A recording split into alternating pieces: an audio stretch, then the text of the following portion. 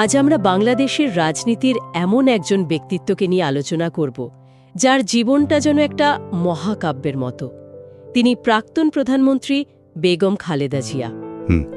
গত ৩০শে ডিসেম্বর ২০২৫-এ তার মৃত্যু। এটা কি শুধু একজন ব্যক্তির জীবনের অবসান, নাকি একটা পুরো যুগের সমাপ্তি, যে যুগটাকে আমরা চিনি বেগমদের যুদ্ধ বা ব্যাটল অফ বেগমস নামে? দেখুন, এটা আসলে একটা যুগেরই সমাপ্তি। আর আমাদের আজকের আলোচনার ভিত্তি হলো বিভিন্ন সংবাদ প্রতিবেদন, রাজনৈতিক বিশ্লেষণ, মানে যা কিছু আমাদের হাতে এসেছে। আচ্ছা, আমরা চেষ্টা করব শুধু ঘটনাগুলো না বলে এর পেছনের কারণগুলো খুঁজে বের করতে। মানে কিভাবে দিনাজপুরের একজন সাধারণ গৃহবধূ দেশের অন্যতম ক্ষমতাধর নেত্রী হয়ে উঠলেন। ঠিক, আমাদের লক্ষ্যও তাই, একজন ব্যক্তিকে ছাপিয়ে একটা সময়ের রাজনীতিকে বোঝা। চলুন তাহলে শুরু করা যাক একেবারে গোড়া থেকে। সেই সময়টা থেকে যখন একটা ভয়াবহ ব্যক্তিগত ট্র্যাজেডি তাকে রাজনীতির ময়দানে নিয়ে আসে। ব্যাপারটা তো একেবারেই অপ্রত্যাশিত ছিল, তাই না? অপ্রত্যাশিতর চেয়েও বেশি কিছু। তার শুরুর জীবনটা দেখলে তো এটা অবিশ্বাস্য মনে হয়। ১৯৪৫ সালে জন্ম, দিনাজপুরে। হ্যাঁ। এরপর বিয়ে হলো তৎকালীন সেনা কর্মকর্তা জিয়াউর রহমানের সাথে। যারা তাকে কাছ থেকে দেখেছেন তারা বলেন তিনি ছিলেন ভীষণ অন্তর্মুখী, মানে শান্ত স্বভাবের। ঘর সংসার নিয়েই ব্যস্ত ছিলেন। একদম। রাজনীতি নিয়ে তার কোনো আগ্রহই ছিল না।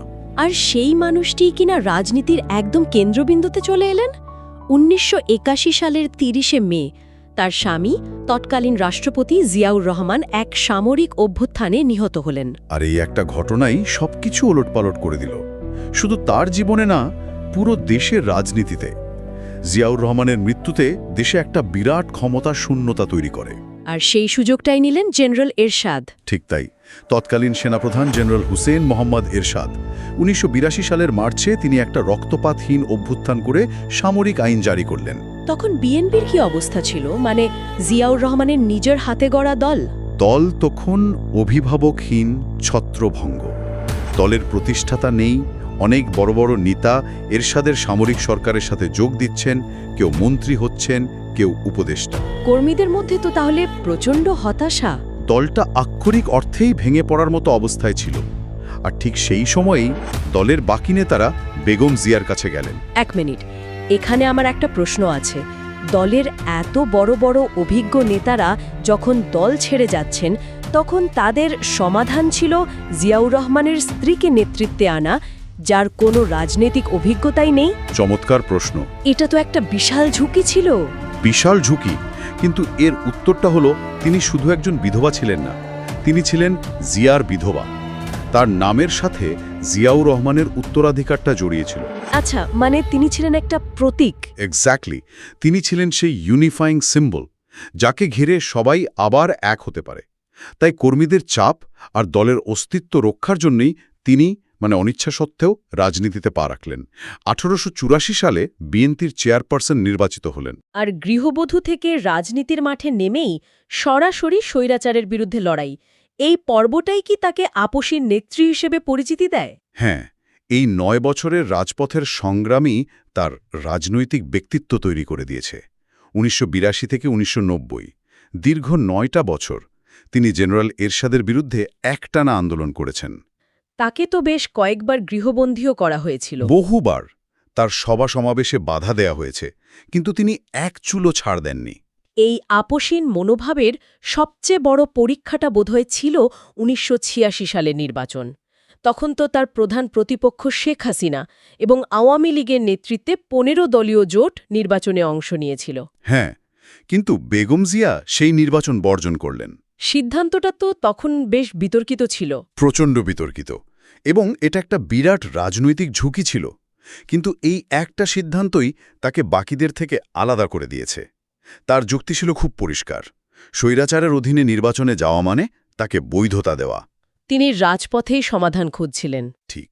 বিশ্লেষকরা বলেন এই একরোখা মনোভাবই সাধারণ মানুষের কাছে তার ভাবমূর্তি তৈরি করে। তিনি প্রমাণ করেন যে তিনি ক্ষমতার জন্য কোনো আপোস করবেন না। আর এখানেই হয়তো বেগমদের যুদ্ধের একটা প্রাথমিক রূপ আমরা দেখতে পাই। একদম। লক্ষ্য এক হলেও পথ ছিল ভিন্ন, আর এই ভিন্ন পথই পরবর্তী তিক্ত রাজনৈতিক লড়াইয়ের ভিত্তি গড়ে দেয়। শেষ পর্যন্ত অবশ্য দুজনের নেতৃত্বেই আন্দোলন সফল হয়েছিল। হ্যাঁ, ১৯৯০ সালের ডিসেম্বরে এক গণ-অভ্যুত্থানের মুখে জেনারেল এরশাদ পদত্যাগ করতে বাধ্য হন। এটা ছিল বেগম জিয়ার রাজনৈতিক জীবনের প্রথম এবং সবচেয়ে বড় বিজয়। তিনি একজন নেত্রী হিসাবে আবির্ভূত হলেন।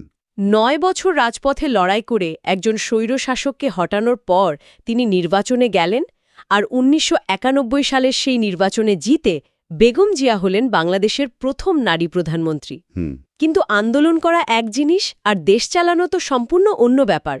তার প্রথম শাসনামল মানে ১৯৯১ থেকে ৯৬ কেমন ছিল? কার প্রথম মেয়াদ ছিল সাফল্য আর বিতর্কের এক জটিল মিশ্রণ। সাফল্যের দিকটা যদি দেখি তাহলে প্রথমেই আসবে শিক্ষা সংস্কার। বাধ্যতামূলক প্রাথমিক শিক্ষা। হ্যাঁ, আর মেয়েদের জন্য ১০ম শ্রেণী পর্যন্ত পড়াশোনা পুরোপুরি অবৈতনিক করে দেওয়া হয়। এর ফলাফল তো পরিসংখ্যানের দিকে তাকালেই বোঝা যায়। একটা সোর্স বলছে 1990 সালে এসএসসি পাশের হার ছিল মাত্র 31% মতো। আর 1995-এ সেটা বেড়ে দাঁড়ায় 73%। এটা রীতিমতো একটা বিপ্লব ছিল। কিন্তু এটা কি শুধুই একটা সামাজিক নীতি ছিল, নাকি এর পেছনে কোনো রাজনৈতিক উদ্দেশ্য ছিল?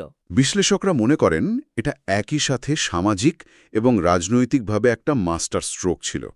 মেয়েদের শিক্ষিত করার মাধ্যমে তিনি গ্রামীণ নারী সমাজের কাছে এক বিশাল গ্রহণযোগ্যতা তৈরি করেন। আর এই শিক্ষিত নারীরাই পরবর্তীকালে বিএনপির ভোট ব্যাংক হয়ে ওঠে। ঠিক তাই, এটা ছিল সামাজিক সংস্কারের আড়ালে এক সুদূর প্রসারী রাজনৈতিক বিনিয়োগ। আচ্ছা, আর অর্থনৈতিক দিকে প্রায় শোনা যায় ভ্যাট বা ভিএটি চালুর কথা। ভ্যাট বা মূল্য সংযোজন কর, এটা বাংলাদেশের রাজস্ব ব্যবস্থাকে পুরোপুরি বদলে দেয়। এর আগে দেশের কর ব্যবস্থা ছিল খুব সংকীর্ণ।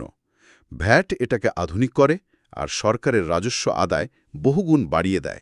এই টাকা দিয়েই তো উন্নয়নমূলক কাজগুলো করা হয়। হ্যাঁ, যেমন ধরুন যমুনা সেতুর মতো বিশাল প্রকল্পের ভৌত নির্মাণ কাজ শুরু করা, নতুন ইপিজেড তৈরি করা, এগুলো সবই তার প্রথম মেয়াদের বড় অর্জন। আরেকটা বড় চ্যালেঞ্জও তো ছিল ক্ষমতা নেওয়ার পরপরই ১৯৯১ সালের সেই ভয়ঙ্কর ঘূর্ণিঝড়। হ্যাঁ, এবং সেই দুর্যোগ মোকাবেলায় তার সরকার যে দক্ষতা দেখিয়েছিল তা আন্তর্জাতিকভাবেও প্রশংসিত হয়েছিল। কিন্তু সাফল্যের পাশাপাশি বিতর্কের দিকটাও তো ছিল, যেমন সরকার গঠনের জন্য জামায়াতে ইসলামীর সমর্থন নেওয়া। এবং এটাই ছিল তার প্রথম মেয়াদের সবচেয়ে বড় রাজনৈতিক দুর্বলতা। এই সিদ্ধান্তের কারণে মুক্তিযুদ্ধের পক্ষের শক্তিগুলো তার উপর থেকে আস্থা হারিয়ে ফেলে, যা তার প্রতিপক্ষকে একটা অস্ত্র তুলে দেয়। একদম। আর এই বিতর্কের আগুনে ঘি ঢালে ১৯৯৪ সালের মাগুরা ২ আসনের উপনির্বাচন। সেখানে ব্যাপক কারচুপির অভিযোগ ওঠে। আর এর ফলেই তত্ত্বাবধায়ক সরকারের দাবিটা জোরালো হয়। ঠিক, বিরোধী দলের একটানা হরতাল অবরোধে দেশ অচল হয়ে পড়ে। শেষ পর্যন্ত তিনি সংবিধানে তত্ত্বাবধায়ক সরকার ব্যবস্থা যোগ করতে বাধ্য হন। ১৯৯৬ সালের ৩০শে মার্চ তিনি ক্ষমতা হস্তান্তর করেন। এরপর ৫ বছর বিরোধী দলে থেকে ২০০১ সালের নির্বাচনে তিনি আবার ফিরে এলেন এবং এবার এলেন বিপুল সংখ্যাগরিষ্ঠতা নিয়ে। হ্যাঁ, ৪ দলীয় জোটের ২/৩ বেশি আসন নিয়ে। এই সময়টাকেও তো সাফল্য আর ব্যর্থতার এক অদ্ভুত মেশেল বলা যায়। অর্থনৈতিক দিক থেকে দেখলে তো সময়টা অসাধারণ ছিল। অবশ্যই, জিডিপি প্রবৃদ্ধির হার ছিল ধারাবাহিকভাবে ৬% উপরে, যা তখন এক কথায় অভাবনীয়।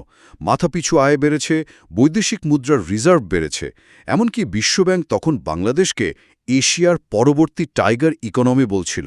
কিন্তু এখানেই একটা বড় প্রশ্ন আসে। একদিকে অর্থনীতির এমন জয়জয়কার, আর অন্যদিকে ট্রান্সপারেন্সি ইন্টারন্যাশনালের রিপোর্ট বলছে বাংলাদেশ পরপর ৫ বার বিশ্বের সবচেয়ে দুর্নীতিগ্রস্ত দেশ। এই দুটো বাস্তবতা একসাথে কিভাবে সম্ভব? এটাই হলো সেই সময়ের সবচেয়ে বড় ধাঁধা। আসলে দুটোই সত্যি ছিল। একদিকে দেশের অর্থনীতি এগোচ্ছিল, অন্যদিকে এই সুযোগকে কাজে লাগিয়ে একদল মানুষ রাষ্ট্রীয় ক্ষমতা ব্যবহার করে বিপুল দুর্নীতি করছিল। আর এই দুর্নীতির অভিযোগের কেন্দ্রবিন্দুতে ছিল হাওয়া ভবন। হাওয়া ভবন। এই নামটা শুনলে একটা নেতিবাচক ধারণা চলে আসে। এটা আসলে কি ছিল এবং কেন এটা এতটা সমালোচিত হলো? কাগজে কলমে এটা ছিল বেগম জিয়ার বড় ছেলে তারেক রহমানের রাজনৈতিক কার্যালয়। কিন্তু বাস্তবে সোর্সগুলো বলছে এটা একটা সমান্তরাল সরকার বা শ্যাডো গভর্নমেন্ট হয়ে উঠেছিল। মানে অভিযোগ ছিল যে দেশের বড় বড় ঠিকাদারি, সরকারি নিয়োগ, এমনকি নীতি নির্ধারণের সিদ্ধান্তও নাকি এই হাওয়া ভবন থেকে নিয়ন্ত্রণ করা হতো। সাধারণ মানুষের মনে হাওয়া ভবন হয়ে উঠেছিল লাগামহীন দুর্নীতির প্রতীক। 2004 সালের 21শে আগস্ট তৎকালীন বিরোধী দলীয় নেত্রী শেখ হাসিনার সমাবেশে গ্রেনেড হামলা হয়। আইভি রহমান সহ 24 জন নিহত হন। হ্যাঁ, শেখ হাসিনা নিজেও অল্পের জন্য বেঁচে যান। এই ভয়াবহ হামলার তদন্ত নিয়ে সরকারের ভূমিকা, মানে জজ মিয়া নাটকের মতো বিষয়গুলো দেশে বিদেশে তীব্রভাবে সমালোচিত হয়। আর 10টা কস্ত্রের ঘটনা? সেটা ছিল আরেকটা ভয়াবহ কেলেঙ্কারি। চট্টগ্রামে 10 ট্রাক ভর্তি অত্যাধুনিক অস্ত্র আর গোলাবারুদ আটক হয়। তদন্তে বেরিয়ে আসে যে এই অস্ত্রগুলো ভারতের বিচ্ছিন্নতাবাদী সংগঠন উলফার জন্য আনা হচ্ছিল। এতে তো ভারতের সাথে সম্পর্ক একেবারে তলানিতে চলে যায়। একদম। এই ঘটনাগুলি বুঝিয়ে দিচ্ছিল যে সরকারের নিয়ন্ত্রণ শিথিল হয়ে পড়ছে। আর এই সবকিছুর শেষ পরিণতি হল 2007 সালের 1/11। সেনাবাহিনী সমর্থিত একটি তত্ত্বাবধায়ক সরকার ক্ষমতা নেয়। এই ঘটনাই ছিল বেগম খালেদা জিয়ার রাজনৈতিক জীবনের পতনের আনুষ্ঠানিক শুরু। 2007 সালের পর থেকে তার জীবনটা ছিল একেবারেই অন্যরকম। সেখানে আর প্রধানমন্ত্রীর জৌলুস নেই, আছে শুধু আইনি লড়াই, কারাগার আর অসুস্থতার দীর্ঘ ছায়া। হ্যাঁ, সেনা সমর্থিত সরকারের সময় তার এবং তার 2 ছেলের বিরুদ্ধে ডজনখানেক দুর্নীতির মামলা হয়। এর মধ্যে জিয়া অরফানেজ ট্রাস্ট দুর্নীতি মামলাতেই 2018 সালে তার কারাদণ্ড হয়। এর পরের কয়েকটা বছর তিনি কখনো কারাগারে, কখনো হাসপাতালে, আবার কখনো গুলশানের বাসায় গৃহবন্দী ছিলেন। সবাই ধরেই নিয়েছিল তার রাজনৈতিক জীবন হয়তো শেষ। কিন্তু রাজনীতিতে শেষ কথা বলে তো কিছু নেই। 2024 সালের আগস্টে শেখ হাসিনার সরকারের পতন হল, আর 5ই আগস্ট বেগম জিয়া মুক্তি পেলেন। এর পরের ঘটনা আরও নাটকীয়। 2025 সালের জানুয়ারিতে সুপ্রিম কোর্ট তাকে জিয়া অরফানেজ ট্রাস্ট মামলা থেকে পুরোপুরি খালাস দিয়ে দিল। তার নির্বাচনে দাঁড়াতে আর কোনো বাধাই রইল না। একটা রাজনৈতিক প্রত্যাবর্তনের মঞ্চ যেন তৈরিই ছিল। মঞ্চ তৈরি ছিল, কিন্তু তার শরীর আর সেই মঞ্চে ওঠার মতো অবস্থায় ছিল না। তিনি লিভার সিরোসিস সহ নানা জটিল রোগে ভুগছিলেন। বিদেশে চিকিৎসার জন্য অনেক চেষ্টা করা হয়েছিল, কিন্তু তার হয়নি। অবশেষে ঢাকার এভারকেয়ার হাসপাতালে চিকিৎসাধীন অবস্থায় 30শে ডিসেম্বর 2025-এ তিনি মারা যান। ব্যাপারটা প্রায় একটা শেক্সপিরীয় ট্র্যাজেডির মতো। যখন তার রাজনৈতিক মুক্তির পথ খুলল, তখনই জীবনের পথটা বন্ধ হয়ে গেল। তার মৃত্যুটাও এমন এক সময়ে হল যখন তার ছেলে এবং দলের ভারপ্রাপ্ত চেয়ারম্যান তারেক রহমান দীর্ঘ নির্বাসন শেষে দেশে ফিরেছেন। এটা তো বিএনপির জন্য একই সাথে শোক এবং এক বিশাল নেতৃত্বের চ্যালেঞ্জ। তাহলে সব মিলিয়ে বেগম খালেদা জিয়ার উত্তরাধিকারকে আমরা কিভাবে দেখব? একদিকে তিনি গণতন্ত্রের জন্য লড়াই করা এক প্রতীক, দেশের প্রথম নারী প্রধানমন্ত্রী। আবার অন্যদিকে তার শাসনকাল দুর্নীতির অভিযোগে কলঙ্কিত। তার ছেলের বিরুদ্ধে ক্ষমতার অপপ্রয়োগের গুরুতর অভিযোগ। এই দুটো ছবিকে একসাথে কিভাবে মেলানো যায়? এটাই তো তার উত্তরাধিকারের মূল জটিলতা। তিনি একই সাথে একজন মুক্তিযোদ্ধা এবং স্বৈরা শাসকের পতনের কারিগর, আবার তার শাসনকালেই গণতান্ত্রিক প্রতিষ্ঠানগুলো দুর্বল হয়েছে। বেগমদের যুদ্ধের আনুষ্ঠানিক অবসানের পর বাংলাদেশের রাজনীতি এখন সত্যিই এক নতুন চৌরাস্তায় দাঁড়িয়ে। তার মৃত্যু একটা দৃশ্যমান রাজনৈতিক শূন্যতা তৈরি করেছে। তার মতো করে দলকে এক রাখার মতো ক্যারিজমার কার আছে? এটা একটা বড় প্রশ্ন। ঠিক, তার দল বিএনপি এখন এক গভীর নেতৃত্ব সংকটের মুখোমুখি। তারেক রহমানের জন্য তার মায়ের রেখে যাওয়া এই বিশাল শূন্যস্থান পূরণ করাটা একটা অগ্নিপরীক্ষা হবে। আর এখানে আমাদের আজকের আলোচনার শেষ প্রশ্নটা চলে আসে, যা ভবিষ্যতের দিকে তাকিয়ে। বেগম খালেদা জিয়ার বিদায় এবং শেখ হাসিনা নির্বাসনের পর বাংলাদেশের রাজনীতিতে কি অবশেষে পরিবারতন্ত্রের যুগের অবসান ঘটবে, নাকি তার পুত্র তারেক রহমানের নেতৃত্বে এটি একটি নতুন এবং আরও অনিশ্চিত অধ্যায়ের সূচনা করবে? এই প্রশ্নটি এখন বাংলাদেশের রাজনৈতিক ভবিষ্যতের কেন্দ্রবিন্দুতে।